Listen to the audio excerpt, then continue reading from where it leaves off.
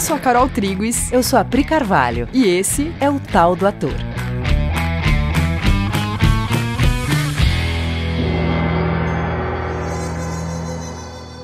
Oi, galera. Oi, gente. Tudo bem? A gente tá falando em cima uma da outra. É isso que a gente faz. Bom, a gente queria trazer um tema pra vocês hoje que tá muito, muito presente na vida do ator e no trabalho do ator, que é o deixar chegar versus impor. Quando a gente fala em deixar chegar, deixar que uma coisa chegue até você, né? Digamos assim, você recebeu um texto. Você vai receber um roteiro ou um texto de uma peça para você ler e se preparar para fazer determinado personagem. Até um teste de publicidade, um teste, qualquer exatamente. coisa. Como é que a coisa acontece para você? Qual é o tanto que você deixa as coisas chegarem até você e qual é o tanto que você sai fazendo coisas, que você já pensa coisas e já sai resolvendo? Acho que a nossa conversa é sobre isso, né? Sim. Qual que é o processo que o ator passa, né? Ele recebe um texto para fazer um teste ou qualquer coisa que seja e ele já vai lendo aquele texto se imaginando fazendo aquele personagem, fazendo algum tipo de construção na cabeça, de como aquele personagem funciona, já vem uma imagem dele na cabeça, um tom, um jeito. E será que esse é o jeito mais otimizado de fazer uma pesquisa? Quando a gente recebe um material, a gente tem a tendência de já partir para como é que eu faço isso, como é que eu resolvo, como é que isso vai, né, como é que isso vai se dar. E a gente não percebe que a gente está comendo um passo anterior, que é: eu nem sei ainda exatamente do que eu tô falando. Eu não sei do que se trata, assim, com profundidade. Eu não tenho condições ainda de começar a pensar em resolver. E aí eu me cobro de sair resolvendo uma coisa que eu ainda não tive, nem me dei o tempo de olhar direito do que se trata. A gente não se dá esse tempo, às vezes. E quando você faz isso, você acha que você não pode perder tempo com divagações, você não pode perder tempo lendo sem um objetivo. Só que esse tempo, se bem utilizado, ele não é uma perda de tempo. Pelo contrário, né? Ele é uma otimização de tempo. Porque quando você já sai fazendo, você conta só com um banco de dados que já está na tua cabeça, com as referências que você já tem, com coisas que você já viu. E desse lugar, que é um lugar de passado, você não vai chegar no novo. A chance de você ter que desconstruir para construir é muito grande. Você não vai economizar tempo, você vai fazer uma coisa que talvez não te sirva. A gente tem um exemplo muito bom disso que você passou, né, Pri? Sim, a gente agora chama isso de efeito Adoniran. Sim, o fenômeno Adoniran. Fenômeno Adoniran. O que foi que aconteceu? Eu fui convidada para cantar numa roda de samba. E eu não sou cantora, eu não sei cantar. E eu não tenho essa manha de ficar aprendendo música e tal. Então, eu não tinha um método para isso, né? E eu tinha que aprender 3 músicas por semana, que quando você não tem experiência, é bastante. Aprender letra, aprender a interpretar 3 mini textos por semana numa linguagem que eu não dominava. Aí eu fui ouvir uns sambas que eu achei que eu podia aprender e eu comecei a ouvir a Adoniran Barbosa, porque me disseram que a Adoniran é mais fácil, que era bom para começar. Aí fui ouvir a Adoniran. Só que eu fui ouvir a Adoniran, que já ouvi as músicas da Adoniran várias vezes na vida, mas eu ouvia para curtir. Dessa vez eu fui ouvir para aprender. Eu fui ouvir o samba para aprender a letra, para decorar, para entender, ouvir as notas, saber fazer. E eu comecei a ouvir e eu percebi que eu estava com muita dificuldade de decorar a letra. Eu ouvia em looping várias vezes e eu não conseguia decorar a letra. E aquilo não entrava na minha cabeça e eu fui ficando desesperada. E aí eu percebi que eu estava cometendo um erro básico, que é, em vez de eu ouvir para deixar aquilo chegar em mim, para eu entender a melodia, em vez de eu contemplar, sabe, receber a música do Adoniran bastante, assim, descompromissadamente, né, como eu sempre fiz com qualquer música que eu ouvia, né? Uma hora você decora, você sabe cantar certinho, você não sabe nem como isso aconteceu. Eu já tava na noia de que eu tinha que aprender rápido, porque eu tinha que depois aprender mais 2, porque na terça-feira eu ia lá cantar. E o que aconteceu? Eu fiquei burra. Eu comecei a não conseguir decorar a letra e eu comecei a música não fazia sentido.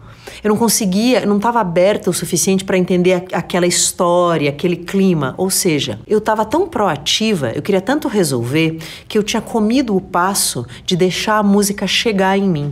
Eu nunca ia aprender aquela música.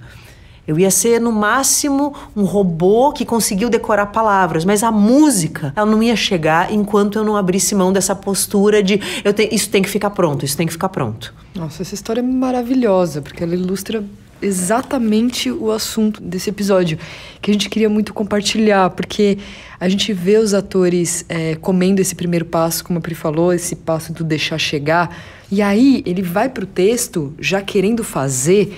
E quando ele apresenta isso para um diretor, é muito comum o diretor fazer ajustes básicos que você que tá olhando de fora, você fala, nossa, mas tá muito na cara, né, que esse ajuste precisaria ser feito. Só que você, como ator, perde noção de coisas muito básicas porque você tá nesse movimento de imposição, de ter que resolver o personagem ao invés de deixar ele se comunicar com você. Você deu um exemplo também muito bom de que quando você vai fazer um personagem meio ícone da literatura, que você acha que você já sabe muita coisa sobre ele, porque afinal você já ouviu 1 milhão de vezes falar sobre esse personagem, ou já viu várias montagens, você tem certeza que você conhece esse personagem.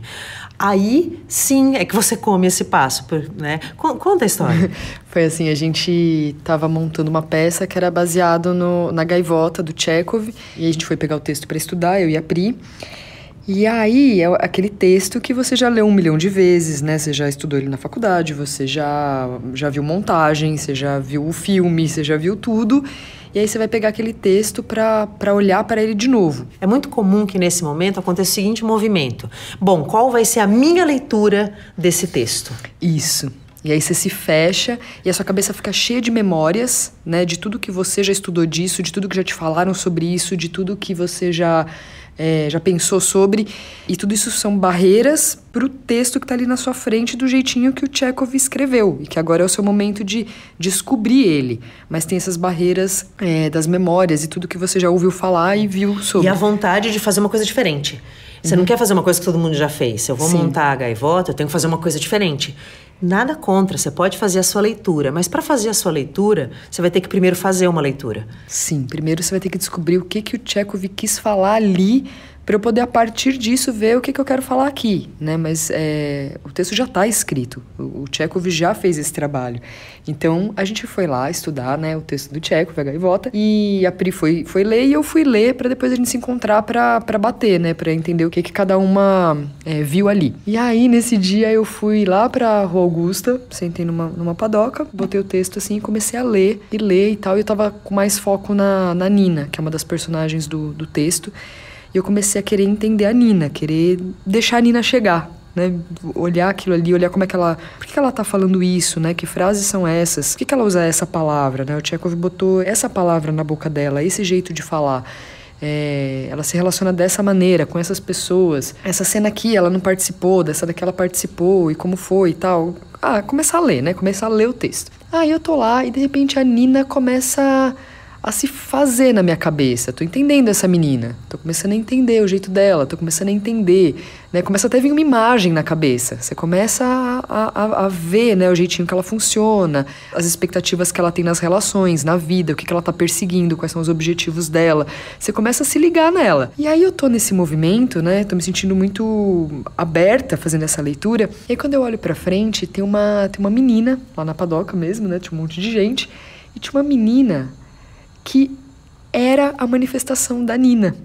Ela era exatamente tudo que eu estava recebendo ali do texto, era a Nina manifestada na minha frente, né? Todos esses trejeitos que eu tava observando se fez presente na minha frente através daquela menina. E por que eu tô contando essa história? Porque essa abertura que eu fui deixando rolar na minha mente para o texto chegar em mim, gerou uma abertura em relação ao cenário, à vida. Você começa a querer entender um personagem, querer deixar ele chegar, e aí quando você olha em volta, você vai ver que tem pessoas que têm esse mesmo perfil comportamental. Se o Tchekov escreveu aquela personagem, ele escreveu baseado num jeito de pensar, né? Aquela personagem tem um jeito de pensar. E aí você olha em volta, tem pessoas que manifestam um jeito de pensar que tem a ver com os personagens escritos na literatura. E aí você consegue não só fazer uma correlação de aonde esse personagem que está ali no papel se manifesta hoje, e aí você vai deixar ele pertinente, as pessoas, né, ele começa a ficar relevante, porque se ele ainda se manifesta hoje, então ele oferece diálogo com as pessoas. Ele não é um personagem descontextualizado, que não precisa ser compreendido, investigado, levado à correção de uma mentalidade que possa gerar sofrimento. Primeiro que se você deixar chegar, você descobre isso. Mas a segunda coisa é que quando você está numa mentalidade que eu vou chamar aqui de utilitária, de já resolver, você não abre espaço para que a profundidade do personagem aconteça. O personagem, ele é mais profundo do que o que você imagina quando você faz uma primeira leitura, ou mesmo quando você já viu 5 vezes a peça. Você, na posição de ator, quando você começa a receber um personagem, você tem que ir gerando um nível de abertura para receber essas informações que foram te dadas pelo autor dentro de você. Sem colocar nada nessa hora. Só deixando ele acontecer, né? Que nem quando você assiste um filme, quando você tá relaxado, assim, você vai no cinema ou liga a TV e começa a assistir um filme e você tá tranquilo, você não quer nada, você só quer assistir aquele filme, aquela história começa a te contar coisas, você começa a sentir coisas pelos personagens e você não sabe exatamente como aquilo se fez dentro de você. O diretor sabe, os atores sabem, quem trabalhou na produção do filme sabe como fazer. Mas você não sabe muito por onde você recebeu. Mas como você está relaxado sem querer nada, aquilo entrou por muitas vias e você recebeu o filme. Você recebeu a sensação daqueles personagens, a moral do filme, você entendeu tudo. Um texto é a mesma coisa. Se você lê ele sem querer nada, relaxado, ele também vai te contar. O roteirista, ele colocou tudo ali para você receber aquelas informações. A primeira grande dica é, quando você for ler um texto, leia da plateia. Se coloque na plateia e deixe que o texto vá acontecendo na sua frente, né? Assista o texto da plateia. Nunca coma esse passo. Se você já entrar como ator, lembra do efeito Adoniran. Como é que eu vou fazer? Como é que eu vou fazer? Você não deixa ele chegar e vai ficar raso. E pior, vai ficar antigo, porque você vai contar com as informações que você traz do teu passado, da tua memória, do que você já viu.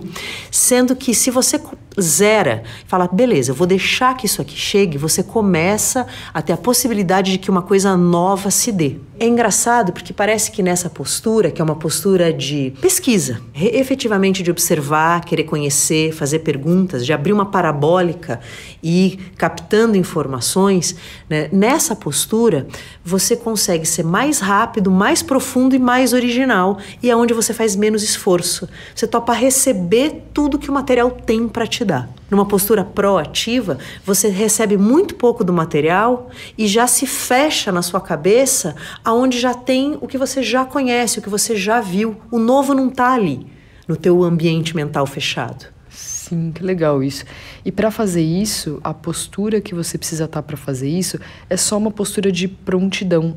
Você não tem que ser inventivo em nada, você não tem que ser genial, você não tem, né, essa responsabilidade de fazer algo, ser incrível. Não, é muito pelo contrário. É você estar de prontidão, você está disponível para olhar, para deixar a coisa chegar e se fazer em você. Fala da frase do Hamlet. Tem uma frase do Hamlet, é um texto que ele fala, onde ele vai, lá por determinado momento, dizer "The readiness is all". E normalmente isso é traduzido para o português por estar pronto é tudo. E estar pronto, quando você ouve isso, parece que você tem que se preparar, né? Você tem que fazer alguma coisa para estar pronto, e isso é tudo. Só que the readiness is all, a tradução mais adequada seria prontidão é tudo. Estar em prontidão é diferente de estar pronto. Estar em prontidão é só estar aberto, disponível para receber e deixar que as coisas aconteçam. Você está em prontidão. Isso vale tanto para isso que a gente começou a falar agora, que é teu primeiro contato com o texto, quanto para quando você vai para o jogo em cena. Quando você vai jogar em cena, você quer que alguma coisa aconteça, se você ficar forçando alguma coisa para acontecer ou se preparar para sentir alguma coisa, você sai de prontidão. E aí você rouba a possibilidade de um espetáculo ser único, onde coisas realmente acontecem entre atores, né? Vivo, acontecendo naquela hora, na sua frente. E você deixa que a coisa seja uma coisa ensaiada, onde eu falei a minha fala e agora você vai falar a sua, e depois eu falo a minha e você fala a sua, e que aonde fica um ping-pong chato, com uma bolinha sempre quicando no chão antes de chegar na sua raquete. Eu acho que a coisa mais importante desse episódio é o convite para que o ator ele saia desse compromisso de receber o material e eu tenho que começar a resolver, sem se permitir tempo de receber do mapa do tesouro, que é o texto, todas as informações. Porque essa postura de já receber e já pensar como é que eu vou fazer, como você ainda não está pronto, você não se deu a possibilidade de estar pronto, vai te gerar insegurança e a sensação de que você não é bom o suficiente. E não é que você não é bom, é que você não se deu o tempo de deixar a coisa chegar. Então, a gente pode se dar tempo, faz parte do trabalho do ator estudar o material, pesquisar. Faça muitas perguntas, mas muitas perguntas, que sobre a mentalidade, sobre... Né, por que ela falou essa frase? Sabe quando às vezes você lê uma frase no texto e você fala, essa frase tá esquisita aqui. E parece que você que não entendeu direito, né? Você passa por aquela frase e fala, nossa, acho que eu não entendi direito, mas acho que foi eu que não entendi. Não, volta lá. Tem um motivo para aquela pessoa ter falado aquela frase daquele jeito. E ali tem um ouro para você. E você vai descobrir. Você não precisa ficar obsessivo 20 horas em cima da frase, relê de novo. Leia o texto 4, 5, 6 vezes, pelo menos, antes de pensar em fazer qualquer coisa. Sempre da plateia, sempre admitindo que você não tem a menor ideia de como que você vai realizar essa tarefa. Mas vai chegar uma hora que você vai estar pronto e vai realizar a tarefa com facilidade e segurança. Tá bom, amores? Que gostoso falar disso com vocês. A gente quer muito ouvir o que vocês têm para dizer sobre esse podcast. A gente quer ouvir as perguntas de vocês. A gente quer se comunicar com vocês. Então, vocês podem ir lá no Coexiste Teatro no Instagram e fazer perguntas, dar sugestão de temas. A gente quer muito ter esse canal aberto com os atores e artistas no geral para a gente conversar sobre tudo isso. Um beijo grande, foi um prazer ter mais essa conversa com vocês. E até o próximo. Beijo!